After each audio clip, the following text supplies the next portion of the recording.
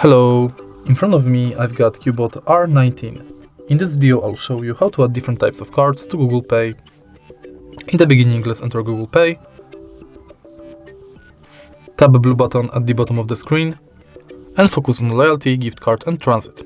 Enter loyalty and select loyalty card you want to add, for example Payback Poland. Now you can scan your card or enter details manually, such as member ID. Simply add member ID, tap save, and it's done. Now let's add gift card, which is pretty similar to loyalty card because you have to select a shop, enter card number, PIN, balance and your notes.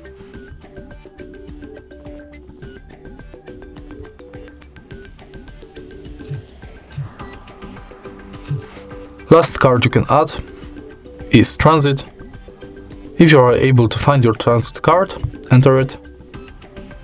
You'll be redirected to a website where you have to finish the inside form. All of your cards will appear right here. If you find this video helpful, please leave a like, comment and subscribe.